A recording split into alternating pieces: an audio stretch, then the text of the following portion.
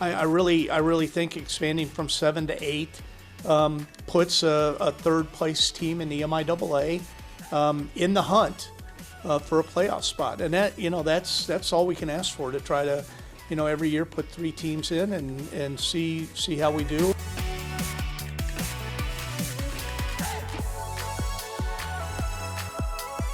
MIAA Football Media Day down here in Emporia State. MIAA taking on the road this year. Commissioner Mike Racy joining me now for a little bit. Thank you for the time, and it's different not being in Kansas City for Football Media Day, but it's a good different to get out to some campuses, isn't it? Well, first of all, I love doing our podcast live and in person instead of Zoom. That's kind of cool, sitting next to you. But yeah, this is brand new for us, Chris, to go with Football Media Day outside of Kansas City. Historically we've been in different venues in Kansas City to start the Division II football season, to kick off MIAA football, and we ran into some scheduling issues, and one of our coaches said, well, why don't we, the NFL takes their draft on the road. Why don't we do that in the MIAA? Why don't we let campuses and communities kind of put their stamp and mark on a special day for MIAA football? And I thought, yeah, that's a great idea. And Emporia State stepped up and said, we'd love to do it. And we're here in their beautiful student union. We've got all sorts of space. We've got an activity room across the hall here where our student athletes are playing some frisbee golf and EA Sports, college football, playing MIAA teams. Have you obviously, played it yet? I have not, but I saw Emporia against Northwest Missouri State on the big screen, so it's getting good use. But it's just a great day to really do what we're doing, and that's celebrate the MIAA, celebrate MIAA football, and I'm glad you could be here. Yeah, it's different going on the road a little bit. Like you said, it gives you a different perspective for everything. And as you look now at the preseason polls, a little bit of difference, a lot of just flipping and switching of 1 and 2, 3 and 4, 5, 6, and so forth.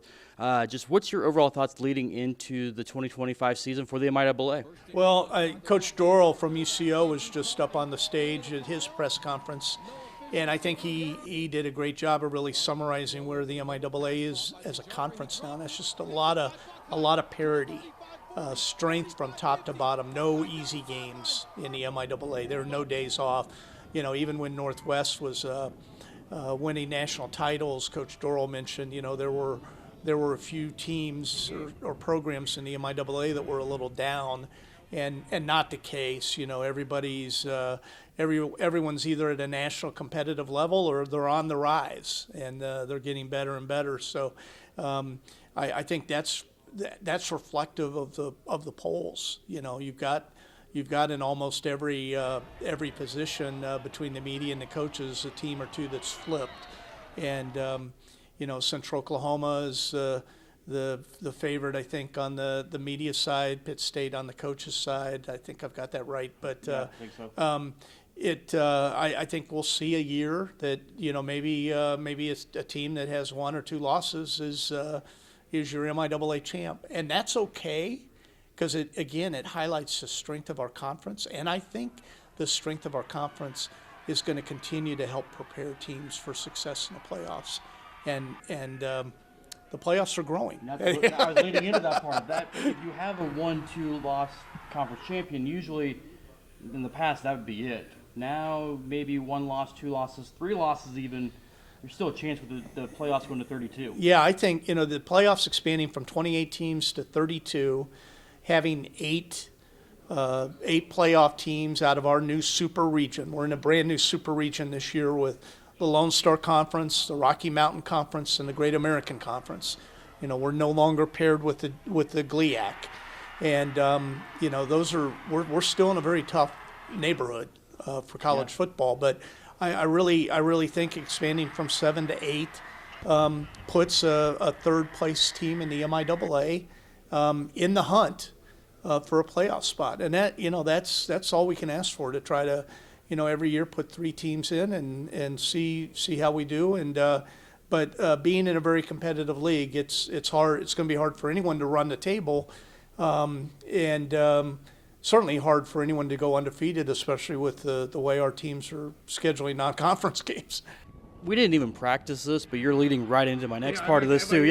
Providing good transition. Yeah, you're transitioning this perfectly into the non-conference part of this too, because with 8 teams in each region now, you would think, okay, each conference gets 2 in. But with non-conference back in play, that opens it up a little bit to maybe one conference gets 3, one gets only 1. Just how much does non-conference now help the league out? Yeah, well, it's getting harder and harder to find teams to play. But fortunately, in Division II football, you've got a half dozen really top-level competitive football conferences, and those teams want to come and play the MIAA, and the MIAA wants to go and play them. And this year we've got Minnesota State is on the MIAA schedule, Grand Valley State, Ferris State, Delta State, Texas Permian Basin, Angelo State, Colorado Mines, Colorado Pueblo. Sounds like I'm reading off the top 10 preseason rankings, but a lot of really good teams, and I'm proud of the way that our teams are scheduling, and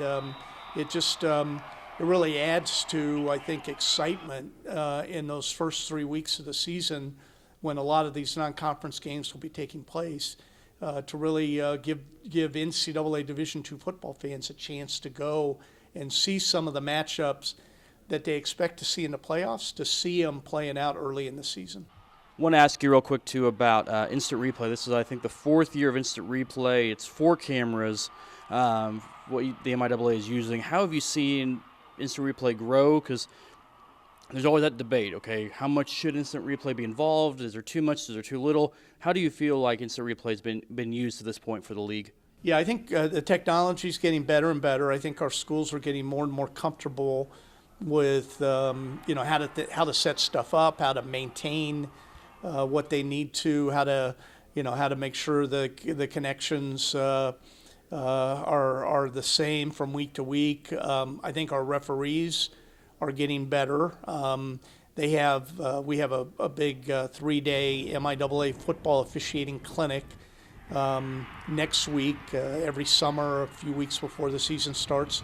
All of our officials come together in Topeka and have 3 days of meetings and clinics, and replay training is a big part of that.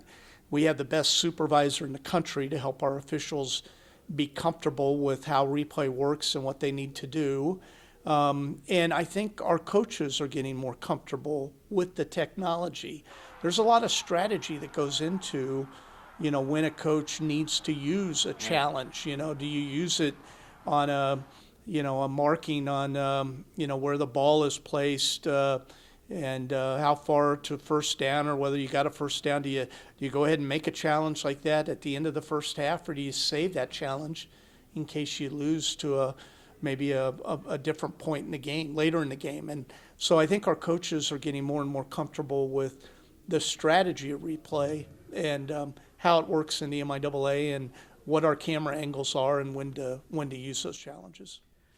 Real quick, you talked about in your opening statements about the state of the NCAA, obviously Division I, the Power 4, what that's going to look like. Obviously a lot of stuff on Capitol Hill in D.C. of what's going to happen with Power 4 football and Division I athletics as a whole. But what is the state of things right now when it comes to football, really across not just Division II, but really across the landscape? Yeah, well, football, no secret, no breaking news here, but football by far is the most expensive sport that you could sponsor and offer at the collegiate level. No one's a close second. I worry as someone that's part of a conference where football is very important to not just the life of our universities, but the life of our communities, that we try to figure out a way that we preserve and protect the investments that schools are making in football,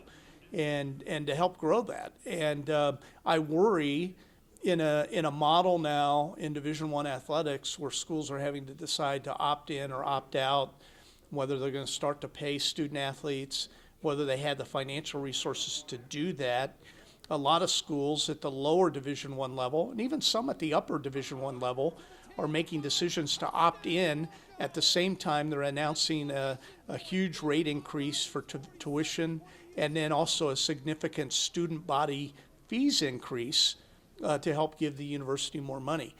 That's not sustainable. That can't be sustained, and it's a bad economic model. And I just worry about where the whole college football ecosystem's heading. And I want to ask questions about whether we're, do we have the right structure? Are we organized the right way to protect football, and not just protect it, but allow it to continue to grow and succeed? And, I don't have the answers, but I do think that people need to be talking and discussing this. And it's not just a Division II discussion. It's a primarily FCS, lower level FCS, Division II, and maybe even Division III discussion about college football, how it's organized, whether a different model is necessary, and maybe it's a model where whatever you do with football doesn't impact what you do with all your other sports. We have so many schools that make decisions about what they want to do with their intercollegiate athletics program based on what conference they think they need to be a part of for football and what division they need to be playing in. And maybe we need to change that. And maybe if we change it and had a different model or structure, it would allow people to feel more comfortable about the future of education-centered intercollegiate football. MIAA Football Media, the official kickoff to the MIAA football season, about 5 weeks away. Really wish we could get you on College Football 26 and make you pick one of the 10 teams. That'd be fun for, one of them, maybe not the other 9. But yeah, well, I hear that in the team builder mode, there's a lot of folks, a lot of college football fans out there that have gone in and built the full MIAA schedule, and they've replicated our stadiums, and maybe someone needs to animate the commissioner as part of that, and but it's fun, and it's great to have MIAA in the game, and that our fans and even our student athletes are able to have their teams part of EA Sports. Commissioner Racy, thank you for the time as always. We're looking forward to about 5 weeks from now at the start of the college football season. Me too. Thank you, Chris.